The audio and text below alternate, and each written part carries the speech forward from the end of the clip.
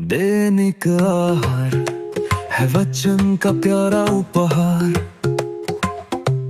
रोज का है ये आत्मा का पोषण संसार। हर शब्द में छुपी है ईश्वर की पुकार। आओ सुनो समझो जीवन में लाओ प्यार।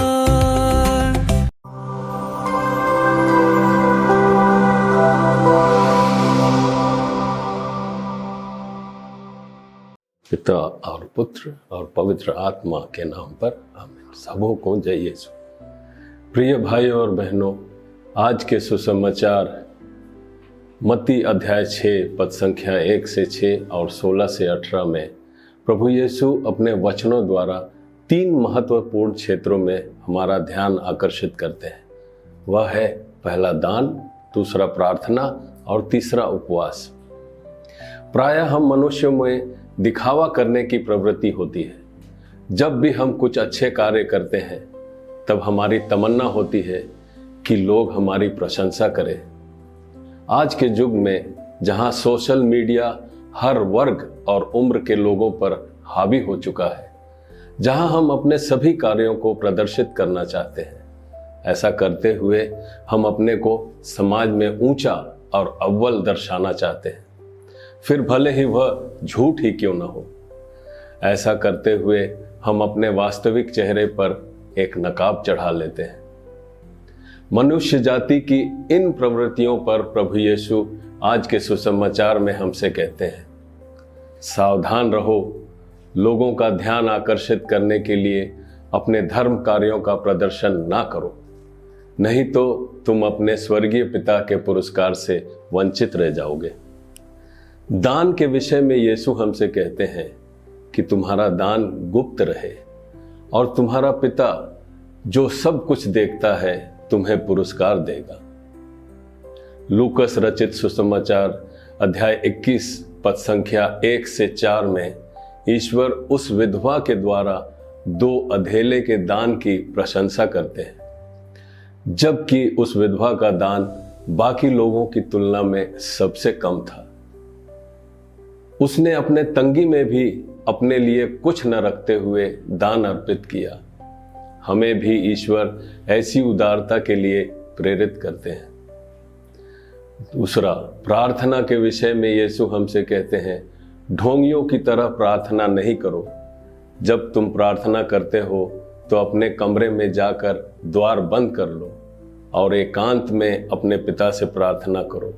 तुम्हारा पिता जो एकांत को भी देखता है तुम्हें पुरस्कार देगा। हमारे जीवन में प्रार्थना महज एक दिनचर्या अथवा अपनी जरूरतों की पूर्ति बनकर न रह जाए, बल्कि पूर्ण समर्पण और एक कृतज्ञ हृदय के साथ हम अपने ईश्वर के समक्ष जाएं, जो हमें जीवन प्रदान करते हैं।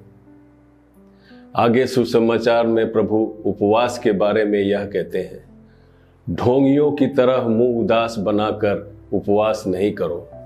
जब तुम उपवास करते हो तो अपने सिर में तेल लगाओ और अपना मुंह धो लो, जिससे लोगों को नहीं, केवल तुम्हारे स्वर्गीय पिता को जो अदृश्य है पता चले कि तुम उपवास कर रहे हो।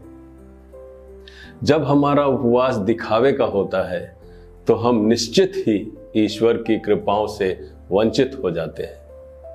अक्सर हम दान के साथ अपनी ख्याति व सम्मान की आशा रखते हैं। प्रार्थना हमारा हथियार है, लेकिन क्या हम अंतरतम से प्रभु की दुहाई देते हैं? हम धार्मिकता के कारण उपवास करते हैं, पर क्या हमारा उपवास अर्थपूर्ण है? प्रिय भाइयों और बहनों, आज हमें इन प्रश्नों पर गौर करने की आवश्यकता है। आज के पहले पाठ में हम देखते हैं कि नबी एलीशा यह जानते थे कि उनके गुरु नबी एलिया उनसे बिछड़ने वाले हैं, इसलिए वे उनके सारे गुणों को सीखना चाहते थे। यहाँ तक कि जब नबी एलिया स्वर्ग में आरोहित किए जाने लगे और एलीशा को कुछ मांगने को कहा गया, तो एलीशा ने कहा, मुझे आपके शक्ति का दोहरा भाग प्राप्त हो। इस तरह एलीशा का एकमात्र उद्देश्य अपने गुरु की तरह आत्मिक पवित्रता में बने रहने का था। ठीक उसी प्रकार आज हमें निमंत्रण दिया जा रहा है कि हम भी प्रार्थना, उपवास और दान देने के कार्यों द्वारा पवित्रता में बढ़ते हुए ईश्वर की स्तुति करें। इस कृपा के लिए आइए हम ईश्वर से प्रार्थना करें। आमीन।